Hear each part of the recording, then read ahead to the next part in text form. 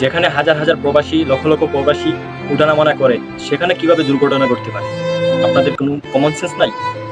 আপনাদেরকে common sense থাকা দরকার, একটা সতর্ক থাকা দরকার। আপনাদের এয়ারপোর্টে কি সেফটি আছে? কোনো সেফটি আছে? গাইস, কয়দিন আগে একটা ভিডিও দেখলাম, দুদিন আগের ঘটনা। চট্টগ্রাম একটা 7 তলা ভবনে একটা আগুন লাগছে, কি ভয়াবহ আগুন! এগুলো দেখলেই অনেকটা কষ্ট লাগে।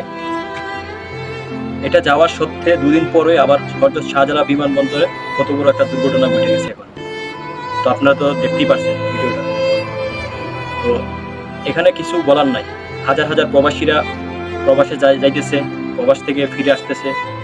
একটা এয়ারপোর্টে যদি আগুন দুর্ঘটনা ঘটে, তাহলে তো বুঝতেই পারছেন এটা কি সাধারণ আগুন মনে হয় আপনাদের কাছে? আগে চট্টগ্রামে একটা আগুন লাগে, আপনারা সবাই দেখছেন। তারপরের দিনই হযরত শাহজালাল বিমানবন্দরে আবার আগুন লাগে। তার মানে কি বুঝতেছেন? আল্লাহ তাআলা এখানে গজব ফেলাইছে। গজব যদি না আসতো তাহলে কি এরকম আগুন দুর্ঘটনা ঘটে? সাধারণভাবে একটা প্রবাসী যখন এয়ারপোর্টে আসে, তখন তার তো কোনো মূল্য নাই। তারা যেভাবে আপনারা হয়রানি করেন, তারপরে একটা এয়ারপোর্টে কি পরিমাণে আগুন লাগছে তো আপনারা দেখতেই পারতেছেন।